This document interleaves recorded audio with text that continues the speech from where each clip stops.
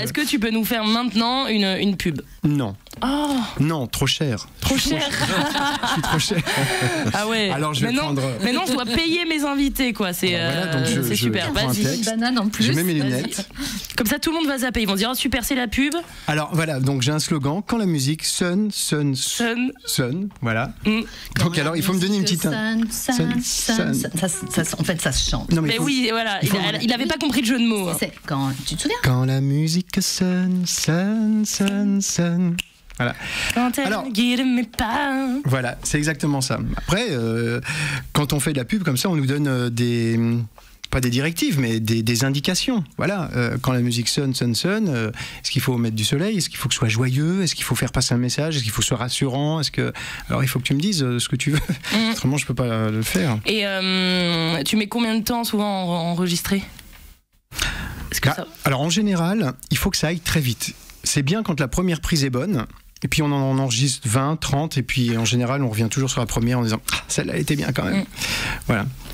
Et c'est quoi les critères pour être une voix de pub?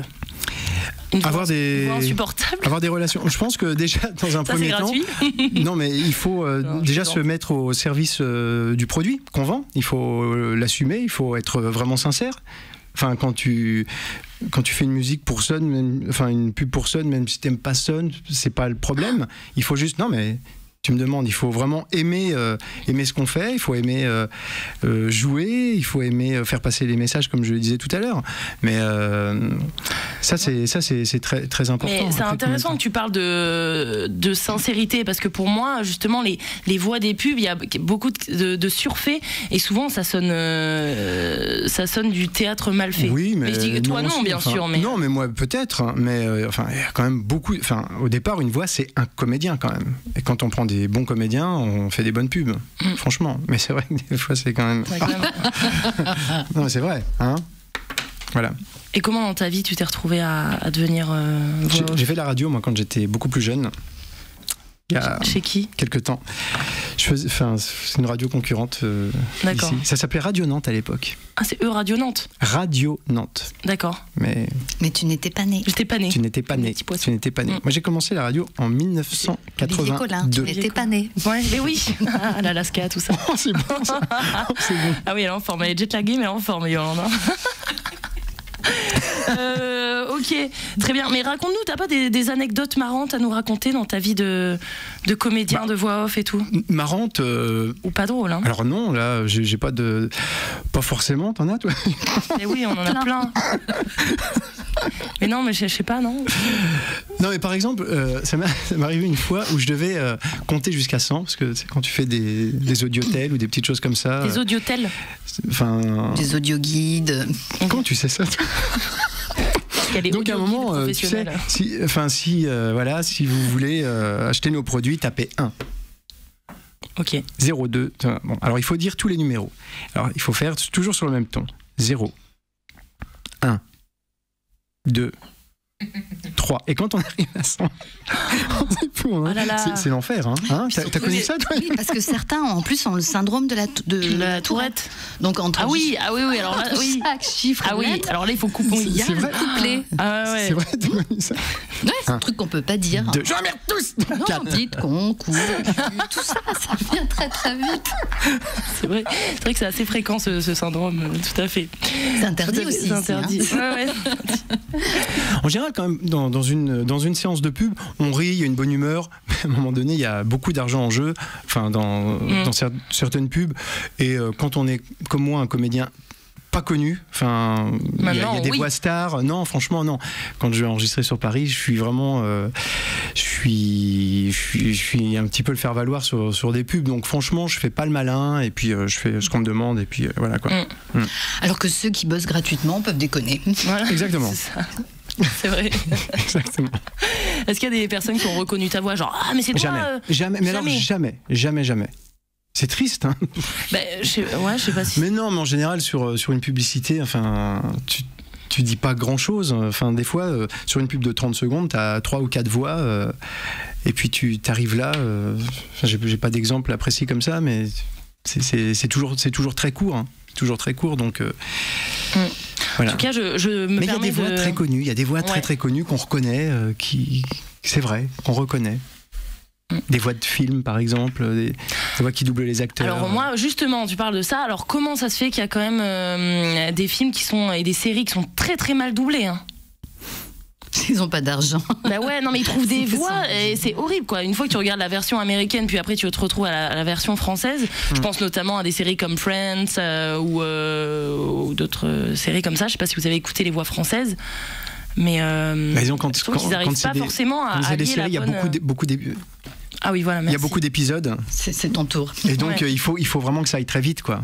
Donc je pense qu'ils n'ont pas le temps pour peaufiner, mais je pense que quand c'est sur un long métrage, voilà, ils prennent le temps. Mais bon, voilà, moi je fais pas ça. D'accord.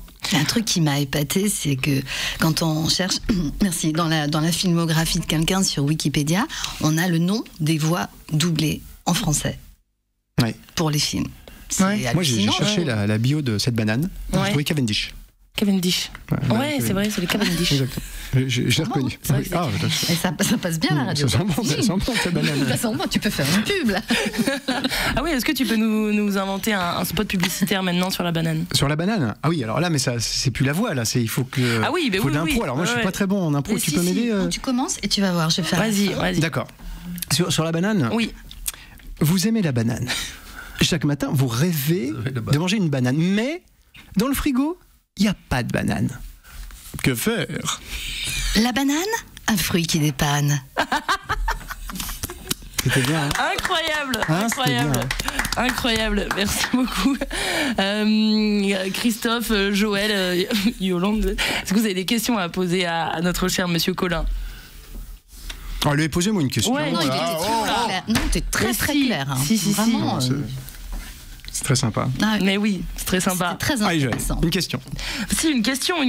Allez, Joël, une question. Allez, Joël, une question pour... Quelle est la part, disons, de la publicité dans votre métier ou comédien, théâtre Alors c'est vrai que la part de voix pub pour moi c'est peut-être 10%, parce que je joue au théâtre tous les week-ends, je fais à peu près 120 représentations par an, du coup je passe plus de temps sur les planches, et puis un jour ou l'autre je passerai plus de temps dans les planches.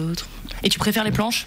Ah oui, c'est vraiment sympa, faire du théâtre. Pourtant un Collin serait bien dans un bocal. Ouais, dans un bocal, oui, dans un bocal. T'aimes bien le Collin?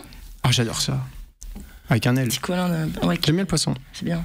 Et ce temps-ci, tu joues quoi alors sur les planches? Là, ce soir d'ailleurs, Alors, je joue une pièce qui s'appelle Numéro complémentaire. Une pièce de Jean-Marie Chevret, qui a été créée par Francis Perrin et Stéphane Bern. Et je joue le rôle de Stéphane Bern. Oh, c'est fantastique! Extraordinaire. Voilà, non, c'est très sympa. Ça marche très bien. Venez au théâtre Beaulieu. C'est très drôle. Ce soir, c'est blindé, on va faire les fous. Ah bon, on peut pas venir alors? Vous pouvez venir si vous voulez. Ah ouais? Je crois que c'était blindé. Ouais, mais je peux vous mettre peut-être des petites places de côté. Ça, le VIP. Très bien, très bien. Ton meilleur souvenir? Au théâtre? Ouais. Une représentation d'Oscar. Vous savez, le film, c'est un film de Louis de Funès. On a repris ça au théâtre Beaulieu il y a quelques années. Et ça commence... Donc la salle était pleine à craquer et je suis avec le comédien qui joue Oscar et on commence à jouer. Un silence terrible dans la salle. Et là, j'entends un bruit. Un petit bruit, une sorte de bruit qui venait de je ne sais où, après avoir mangé des mojettes de Vendée, sans doute. Le comédien qui était en face de moi, qui joue Oscar, a émis ce son qui est très gênant.